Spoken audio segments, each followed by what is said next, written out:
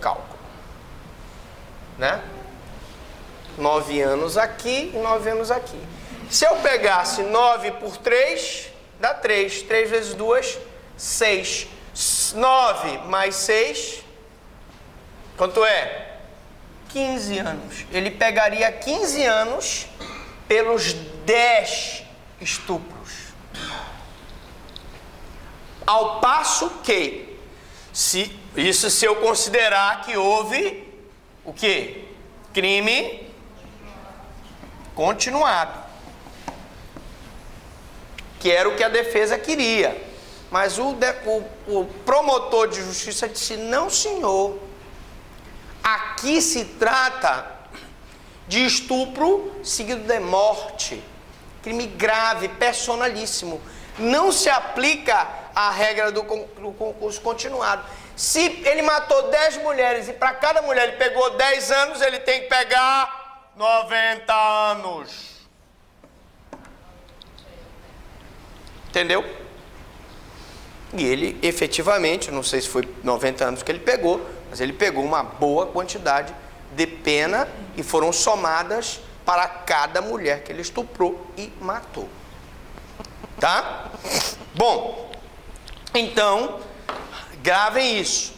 Quando atingir bem personalíssimo, nós não aplicamos a regra do concurso de crimes continuado. Embora o Código Penal tenha optado pela teoria puramente objetiva, não vemos como desconsiderar o elemento subjetivo na análise da continuidade delitiva.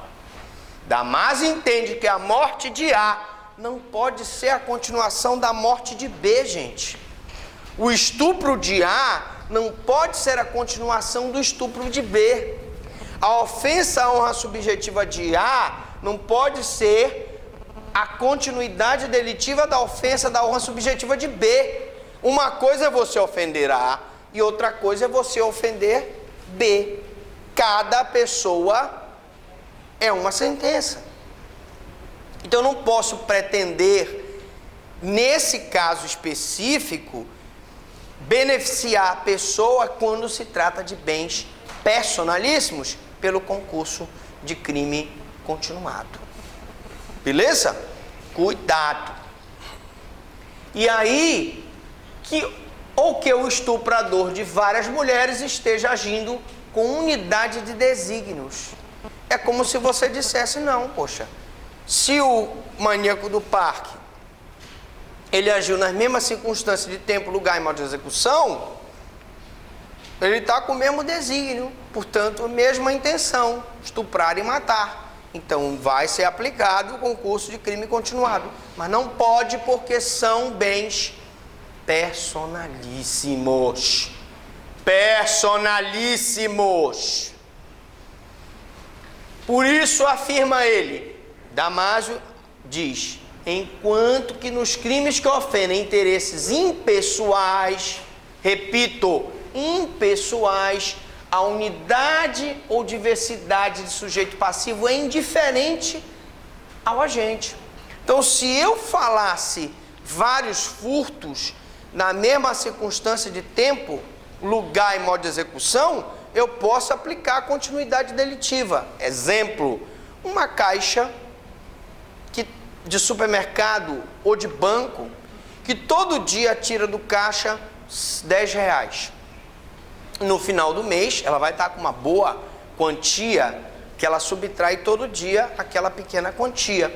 Na mesma circunstância de tempo, ela está naquele horário de expediente, 8 ao meio-dia, das 14 às 18, no horário de trabalho dela. Lugar, ela tira no supermercado ou no banco, onde ela trabalha.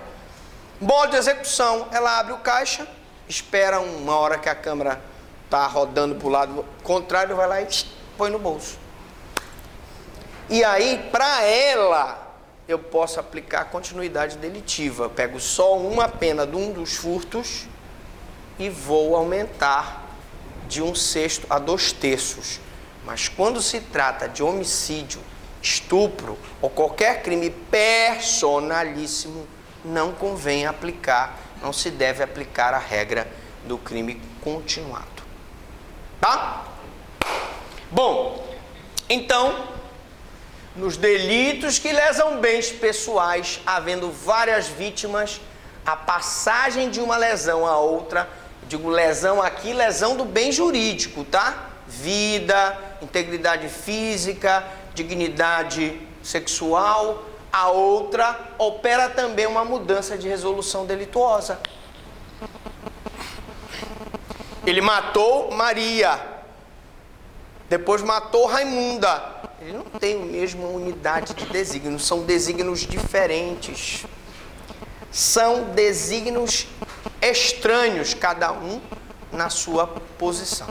Então, eu não posso permitir caracterizar um desígnio só quando se tratar de vários homicídios, quando se tratar de vários estupros, quando se tratar de várias ofensas à honra subjetiva da pessoa, tá?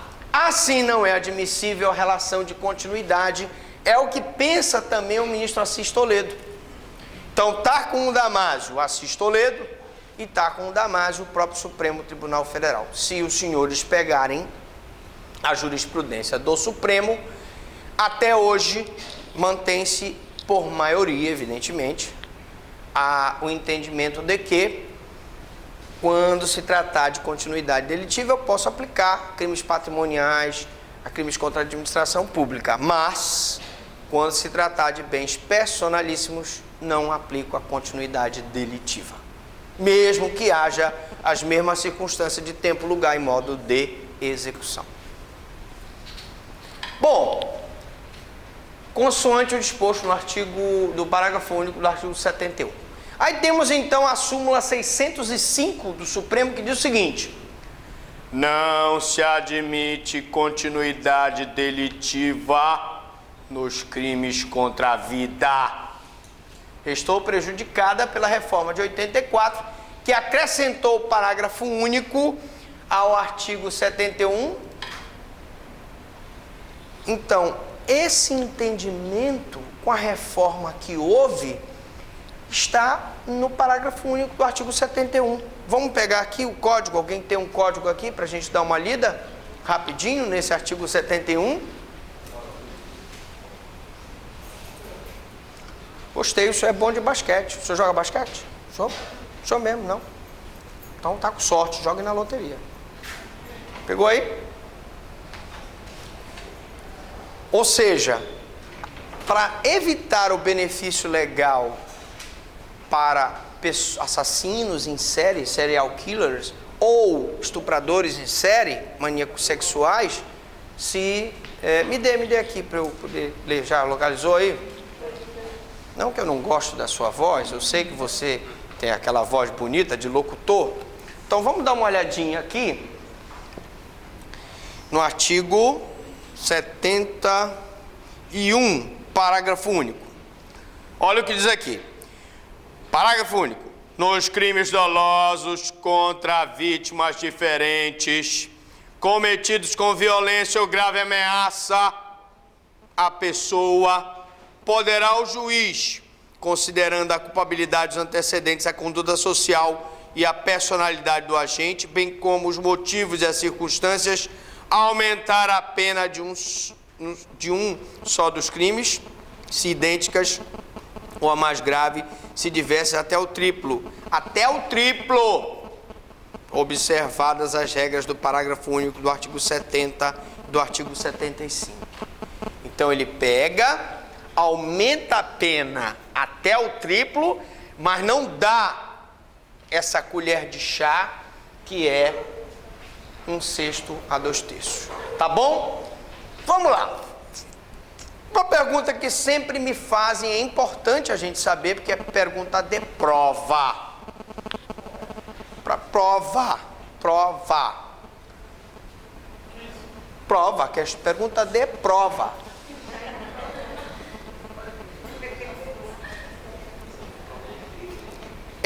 Como é que fica a multa no concurso de crimes? Professor, existe multa em concurso de crime material, formal, crime continuado? Não, gente. A multa não obedece às regras do concurso formal e do crime continuado. É o que se depreende do artigo 72, que diz: no concurso de crimes, as penas de multa são aplicadas de forma distinta e integralmente. Então, como é que fica a aplicação da pena de multa? Pegou pelo furto, 30 dias multa no valor de 1/20 do salário mínimo, né? Ou metade do salário mínimo. Pegou mais 40 dias multa pelo roubo e pegou mais 60 dias multa pela extorsão mediante sequestro.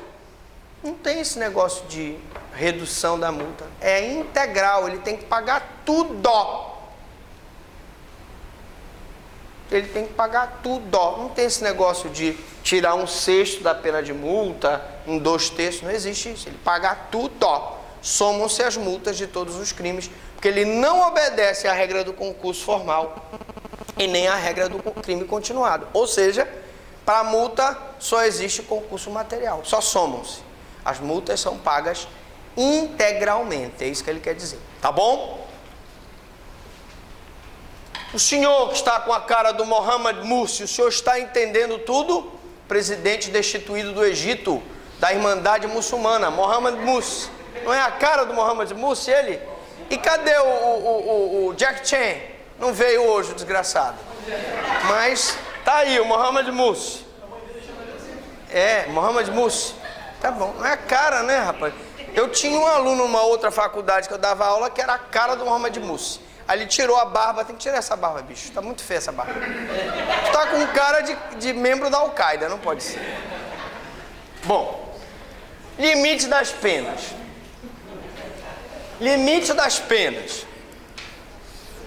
O artigo 75, nós vimos isso na aula 1 de concurso de crimes, ele impõe que o tempo de cumprimento das penas privativas de liberdade não deve ultrapassar o limite de 30 anos. Olha o que eu estou dizendo. Aqui ele diz: o cumprimento das penas privativas de liberdade não pode ultrapassar 30 anos. Nós já vimos na aula passada que ele pode ter uma condenação até de 600 anos. O Biratã lá do Carandiru pegou 600 anos de cadeia, mas ele só iria cumprir 30. Muito bem. O preceito atinge a condenação única advinda do concurso material. E aí, lógico, ele está pegando 600 anos, porque para cada morte de cada preso, ele pega uma pena e somada vai dar, então, um valor exorbitante. E a soma de várias condenações em processos distintos. Então, para cada homicídio, para cada preso que morreu no Carandiru, ele pegou determinada quantidade de pena e somada deu mais de 600 anos, salvo engano, né? Então, esse período não tem a menor condição, a menor chance de, no caso, de comissão Eu vou já explicar, vamos já chegar a essa questão de pode ou não ser reduzida a pena. Bom, aí isso aqui até aqui está fácil, né? Você sabe que para o cumprimento de pena, ele vai cumprir 30 anos e depois ele poderá sair. Poderá sair. Eu tenho o caso do bandido, por exemplo, da Luz Vermelha, foi um caso emblemático, que ele completou os 30 anos de... Você sabe dessa história, né? Ele completou os 30 anos de pena, mas ele apresentava altíssima periculosidade e ele mesmo dizia que o dia que ele saísse ele ia matar, continuar matando. Só que a Defensoria Pública entrou com um pedido para que ele fosse liberado, porque ele já tinha cumprido os 30 anos. O Ministério Público foi contra pela questão da periculosidade e o Ministério Público perdeu no tribunal.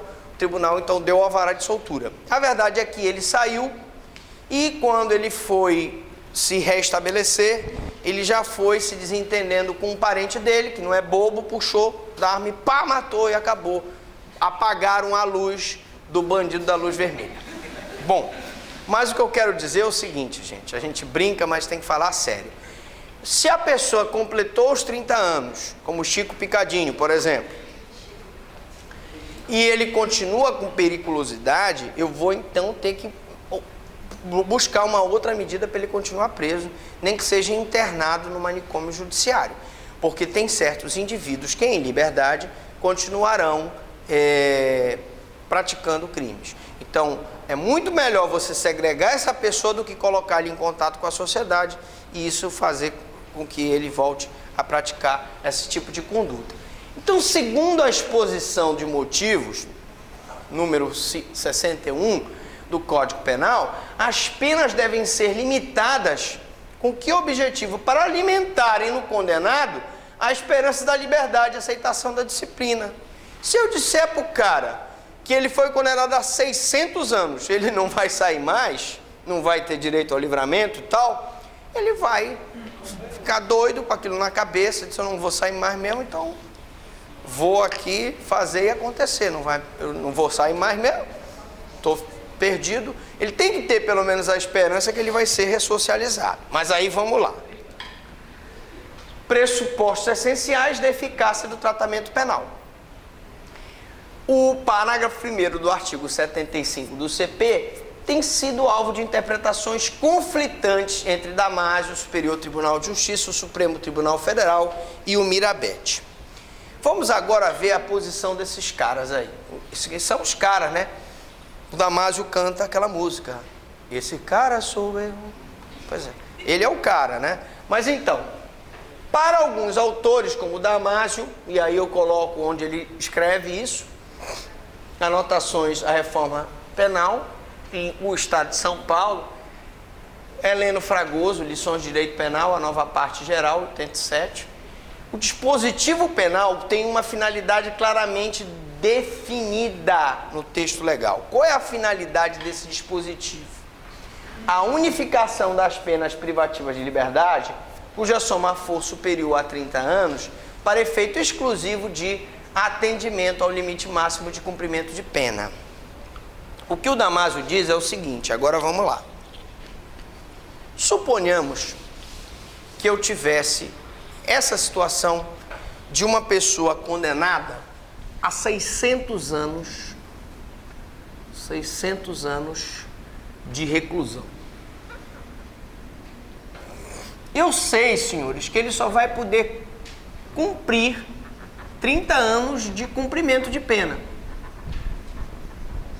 Mas a pergunta é, professor Franklin, então, para que ele condenou o cara a 600 anos, se o cara só vai cumprir 30? E eu respondo, porque quando, por exemplo, esse cidadão que pegou 600 anos, né, e eu vou usar o caso do Ubiratã, que na época do Ubiratã, logo depois saiu aquela reforma do Código Penal, o Supremo decidiu que a não progressão do regime para os crimes hediondos era inconstitucional, então começou a se dar a progressão de regime com 1/6. Vamos pegar só por amor ao debate esse 1/6, sem entrar naquele método 2/5 para o primário e 3/5 para o reincidente, tá bom? Mas mesmo assim, se eu pegar aqui, vamos supor que essa pessoa quisesse pleitear o benefício da progressão de regime. Ele tem bom comportamento e vai cumprir, então, 1/6 da pena. Esse 1/6 tem que ser calculado não sobre os 30 anos de cumprimento, mas sobre o total da pena. Então, para ele ter direito a progredir do regime fechado para o semiaberto, ele teria que cumprir 100 anos. É isso. É para evitar. É o Damásio, não. Tudo bem, cumprimento é uma coisa. Mas na hora que eu vou calcular um benefício legal, eu tenho que calcular na pena concreta. Foi 600 anos para ele progredir de regime, 1/6, 100 anos. É isso. Mas preste atenção. Isso é o que o Damásio acha, isso é o que o Supremo acha. Então, a pena unificada não pode servir também como ponto de referência temporal a partir do qual seriam pleiteáveis, em princípio, eventuais benefícios penitenciários ou determinados direitos do condenado. O que ele está dizendo? Essa pena aqui é para efeito de cumprimento, ela não pode ser usada como requisito temporal para pleitear progressão de regime, pleitear sursis, pleitear livramento condicional, porque assim não seria justo. Não seria justo. Ele pegou 600 anos, eu tenho que calcular em cima dos 600 anos, tá? Então, assim, o parâmetro a viger seria o do quanto das penas privativas de liberdade efetivamente impostas, efetivamente somadas. São 600 anos, eu calculo em cima dos 600 anos. Beleza? Se eu tivesse, por exemplo, um livramento condicional de 1/3 do cumprimento da pena, aqui pior ainda, ele teria que cumprir 200 anos para ter direito ao livramento condicional. Então, tanto faz ele ser um bom preso, do que botar um terror dentro que é 30 anos de ano. Sim. Tecnicamente, sim. Ele, mesmo sendo bom preso ou mal preso, ele vai cumprir 30 anos. Mas tem esse detalhe, que já está sendo estudado uma forma de se ele com 30 anos de cumprimento for uma pessoa perigosa, perigoso para a sociedade, ele vai permanecer encarcerado. Nem que seja com internação em hospital, em manicômio judicial. Bom, mas, senhores, isso não é unânime, né? A posição de Mirabete vem destoando das outras posições. Então, vamos ver aqui. Assim, o parâmetro a viger seria o do quanto das penas privativamente impostas efetivamente impostas.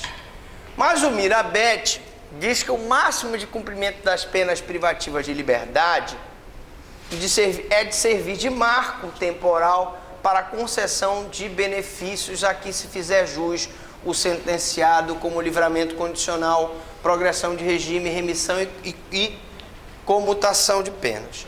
Então, o nosso querido Mirabete, por quem eu também tenho uma grande admiração, mas discordo da posição dele, é de que, nesse caso aqui, eu teria que calcular 1/6 de 30. Essa é a posição do Mirabete. Então, 60 por 3 dá 5. 5 vezes 1, 5. Ele cumprindo 5 anos de pena em regime fechado, ele tecnicamente iria progredir para o regime semiaberto. Esse é o entendimento do Mirabete, esse é o entendimento que a Defensoria Pública e os defensores dos acusados tentam impor, mas é a posição minoritária. A posição majoritária do Damásio, que diz que esse parâmetro aí, dos 30 anos, é só para cumprimento de pena. Para efeito de concessão de benefícios, ele tem que somar todas as penas dele e, em cima dessa soma, calcular os benefícios legais.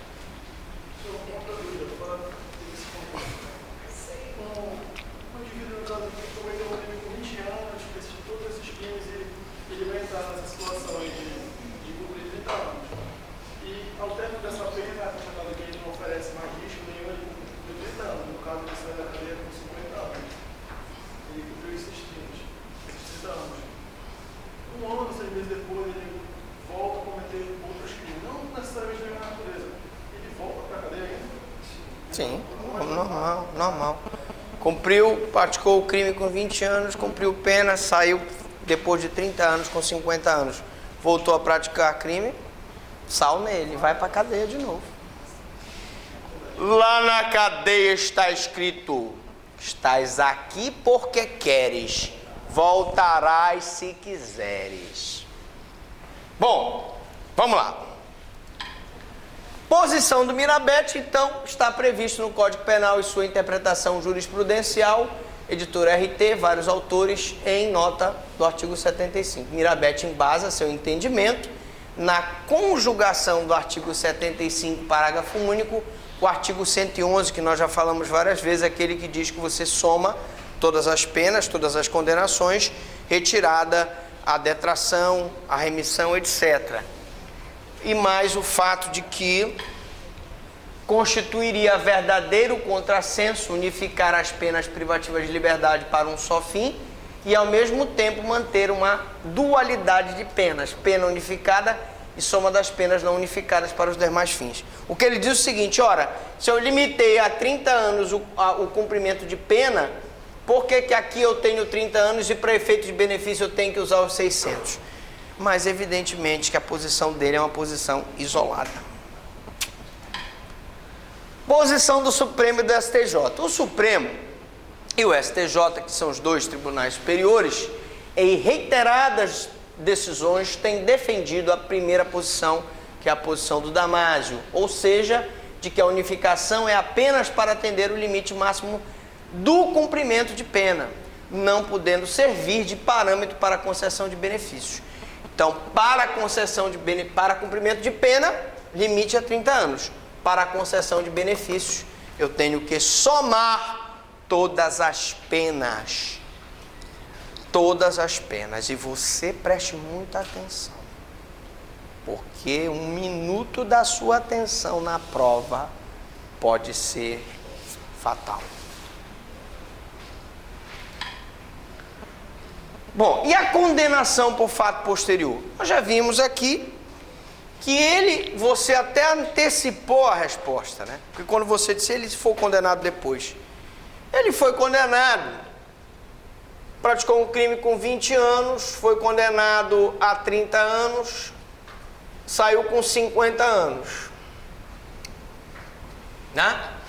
Condenação por fato posterior será feita nova unificação, desprezando-se para esse fim o período de pena já cumprido.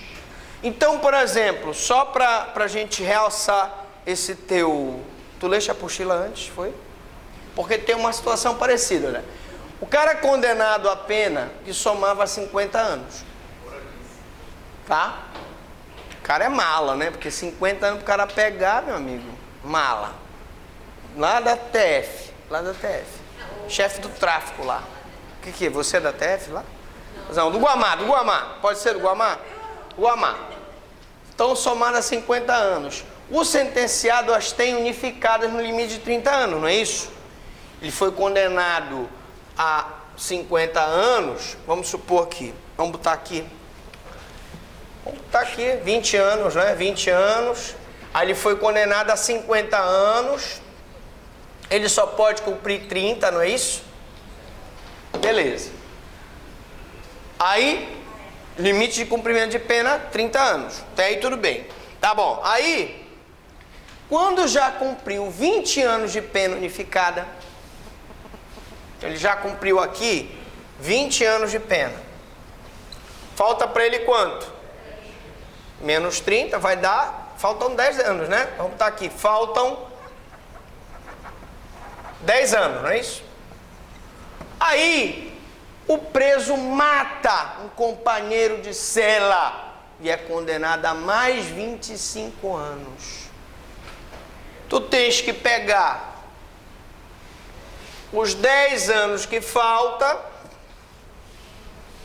mais os 25 anos. E aí eu vou limitar, vai dar 35 anos, pelo limite ele só vai cumprir mais 30 anos.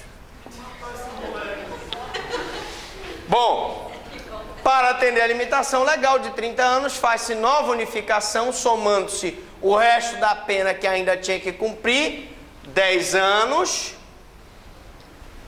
com a nova pena 25 anos, né? Mas sem permitir que exceda o limite legal. Deu 35 anos, o limite legal é 30. E isso favorece os condenados que pratiquem novo crime logo no início da execução da pena. Porque se o cara praticar um novo crime depois, já no final da execução da pena, já faltando 10 anos, ele vai levar o farelo. Que ele vai cumpriu aí 20 anos, vai cumprir mais 30, 50 anos. Aí não tem jeito, amigo. Não tem jeito, tá? Entenderam aqui? Fácil? Você entendeu aí, meu amigo? Você está no lugar do Jack Chan hoje. Cuidado. Essa loura de Hollywood, né? Essa loura aí. Faz o filme com o Jack Chan. Ela que faz o filme com ele? E você, meu amigo, continua preso lá no Cairo, no Egito? Tá preso, o cara ele quer sair. Olha, se ele descobrir que tu tá aqui na sala, ele vem atrás de mim, viu? Cuidado. Vamos lá. Na próxima aula, vamos ver sursi. Sursi é suspensão da pena privativa de liberdade. Pergunto, alguma dúvida, alguma pergunta?